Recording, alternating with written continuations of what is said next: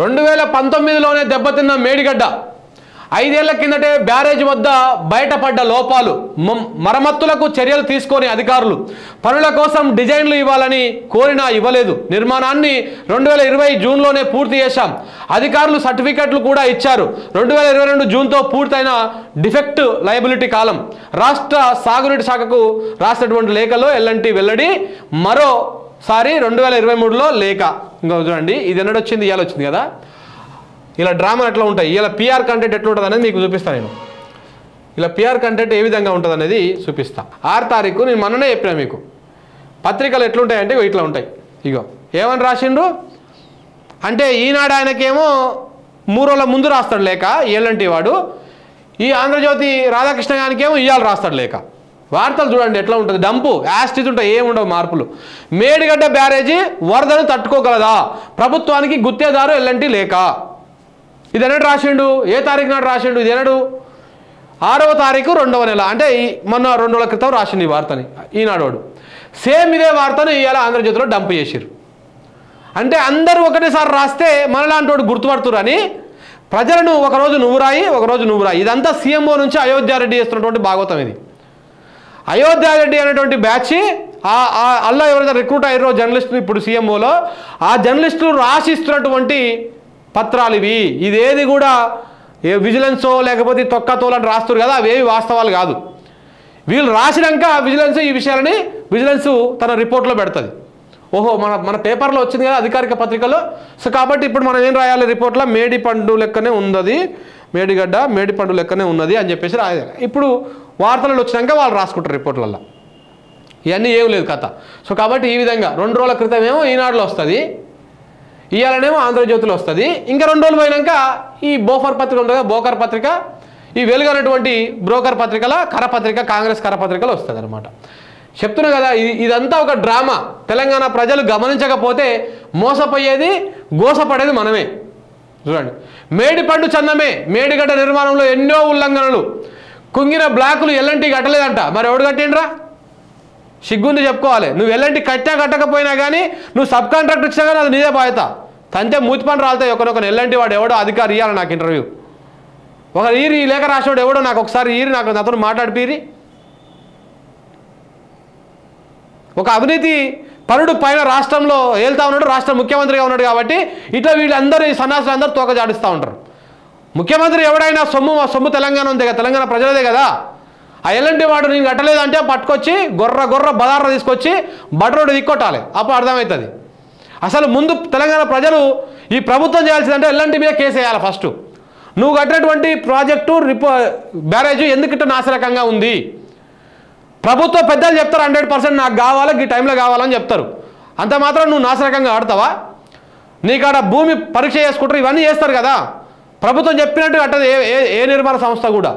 దాని మేజర్మెంట్స్ దాని అవన్నీ ఫాలో అయ్యే కడతారు. అవి ఫాలో అవ్వకుండా ఆయన ఈయనే కట్టమన్నాడు, గిట్టనే కట్టమన్నాడు, ఇసుక సిమెంట్ గింతే కలపమన్నాడు, గివని చెప్తారు ముఖ్యమంత్రులు. గివని చెప్తారా ఈయనకు నిర్మాణ సంస్థకు? ఎల్ఎన్టీ వాడిని పట్టుకుంటే అసలు భాగవతం అంతా వెళ్తుంది. ఇప్పుడు వాడు ఎంత ఆడాలనో అంత ఆడుతూ ఉన్నాడు వాడు పైసల కోసం. తీసుకపోయి వాడి మీద కేసు వేస్తే సచ్చినట్టు అట్టడు కొడుకు దెబ్బకాడా. ఎందుకంటే మనోడికే ఇంట్రెస్ట్ లేదు మేడిగడ్డ మీద. ఆ డ్రామాలు ఆడుతూ ఉంటే వీళ్ళు చూస్తూ ఉన్నారు, ఇట్లా పేపర్లో రాసుకుంటూ ఉన్నారు. ఉల్లంఘనలన్నింటినీ గుడ్డిగా ఆమోదం. బ్యారేజ్ నిర్మించాక నిర్వహణ లేదంట. నిర్మించాక మొన్నటిదాకా నిర్వహణలో ఉన్నది ఎల్ఎన్టీ పరిధిలోనే కదా. ఇది ప్రభుత్వం నిర్వహిస్తుందా? నిర్వహణ బాధ్యత ఎవడరా ఈ వార్త రాసినాడు? తెలుసా తెలియదురా నాయన మీకు కాళేశ్వరం గురించి? ఎందుకు రాస్తారా ఇట్లా అబద్ధాలు? ఉల్లంఘనలన్నింటినీ గుడ్డిగా ఆమోదం. సరే, ఇది ప్రభుత్వం ఆమోదం తెలిపింది అనుకుందాం. బ్యారేజ్ ప్రారంభించాక నిర్వహణ లేదు. ఈ తప్పేవాడిది ఎల్ఎన్టీ వాడిదే. ఎల్ఎన్టీ వాడిదే ఇది. ఈ ఎల్ఎన్టీ వాడిదే ఇది. ఎల్ఎన్టీ వాడే నిర్వహించాలి 2 సంవత్సరాల పాటు. దాని నిర్వహణ బాధ్యత, దానికి ఏం జరిగినటువంటి దాని బాధ్యత మొత్తం ఎల్ఎన్టీ అందే ఉంటుంది. అలాగనే ఉంటుంది ఎంఓయు. ఈ నిర్వహణ లేదని చెప్తే ఎవరిని తప్పట్టినట్టు? ఇప్పుడు రాష్ట్ర ప్రభుత్వం తప్పట్టినట్ట. ఆడే చెప్తున్నాడు కదా 2022 వరకు మా పరిధిలోనే ఉంది, 2022 డిసెంబర్ వరకు అని. అంటే 2019 ప్రారంభించంగానే నిర్వహణ లేదు అంటే అది తప్పోడు చేసినట్టు, ఎల్ఎన్టీ వాడు చేసినట్టే కదా. ఈ ఈ ఈ వాస్తవాలను చూడండి. నిర్మాణ ఖర్చు అంచనాలు 33% పెంచిర్రు. ఏంది 1863 కోట్ల నుంచి 4613 కోట్లకు పెంచిర్రు. కంప్లీట్ సర్టిఫికెట్ ఇచ్చాక చెల్లింపులు, ఆ సర్టిఫికెట్ ఇవ్వకముందుకే నిర్మాణ సంస్థకు బ్యాంకు గ్యారంటీ ఇచ్చేసినట్టు సిఫార్సు. అది తప్పుడు నిర్ణయం అన్న విజిలెన్స్ నివేదిక. అలా సిఫార్సు చేసిన ఇంజనీరింగ్ చీఫ్ పైన క్రమశిక్షణ చర్యలు. కాపర్ డ్యాము షీట్ ఫైల్స్ను తొలగించలేదు, విజిలెన్స్ ఎన్ఫోర్స్మెంట్ సంచలన నివేదిక. నాకు దయచేసి నేను ఈ విజిలెన్స్ అధికారులు ఎవరో మరి వాళ్ళ నెంబర్లు కానీ వాళ్ళ కాంటాక్ట్ కానీ లేకపోతే వీళ్ళందరికీ ఇస్తున్నటువంటి విజిలెన్స్ నివేదిక మాకు కూడా ఇవ్వండి. మేము కూడా ఒక మీడియా ప్రతినిధులుగా మేము కూడా ప్రజలకు వాస్తవాలు చెప్తాం అందులో ఏముందో. ఎందుకంటే మీరు స్వయంగా కేఆర్ఎంబీలో ఉన్నటువంటి మినిట్స్నే తప్పుగా చెప్తారు. ఎందుకంటే స్వయంగా మన ముఖ్యమంత్రి తప్పులు చెప్పిండు కదా. ఆయనకు అవసరమైనటువంటి వాడిని హైలైట్ చేసుకొని హైలైటర్ తోటి పెద్దగా పచ్చగా చేసి పసుపచ్చగా చేసి ఇష్టమైన పసుపచ్చ కలర్ మళ్ళీ ఆ పసుపచ్చగా చేసి చూపించినటువంటి రేవంత్ రెడ్డి కిందంగా ఈ సంవత్సరం వరకు మాత్రమే ఈ ఒప్పందము ఇది టెంపరీ ఒప్పందం అని మాత్రం చెప్పలే. సో కాబట్టి ఈ నివేదికలో కూడా ఆ నివేదిక మాలాంటి వాళ్ళకు కూడా ఇవ్వండి. తెలంగాణ ప్రజలకు పబ్లిక్ డొమైన్లో పెట్టండి. ఏది వాస్తవం ఏది అవాస్తవం మేము చూస్తాం ఒకసారి. ఎందుకంటే మీ అంత దొంగలు, మీ అంత దొంగ ప్రభుత్వం, మీ అంత లంగలు, మీ అంత లంగ పాలకులు ఇంకెవరు ఉండరు నాకు తెలిసి తెలంగాణ చరిత్రలో, ఈ దేశ చరిత్రలో కూడా. ఒక రిపోర్టులో ఎంతవరకు మనకు అవసరమో అంతవరకే తీసుకొని మిగతా సోలు మొత్తము మింగేస్తూ ఉన్నారు. సో కాబట్టి వీటి మీద మాట్లాడాల్సినటువంటి అవసరం ఎంతైనా ఉన్నది. అసలు ఈ వార్త రాష్ట్రం దగ్గరనే క్లారిటీ లేదు. నిర్వహణ బాధ్యత మొత్తం ఎల్ఎన్టీ దగ్గరనే ఉంటుంది 2 సంవత్సరాల దాకా. మొన్నటి దాకా వాళ్ళ దగ్గరే ఉంది. దానికి తోడు మొన్న అంత పెద్ద వరద వచ్చింది. ఎంత పెద్ద వరద? లాస్ట్ గోదావరి వరద పోయిన సంవత్సరము. గోదావరి నది చరిత్రలోనే ఎంత పెద్ద వరద రావాలో అంత పెద్ద వరద, అంతకంటే ఎక్కువ వరద వచ్చింది. అలాంటి వరదను తట్టుకున్నటువంటి మేడిగడ్డ మొన్న సడన్గా ఎందుకు కుంగిపోయింది?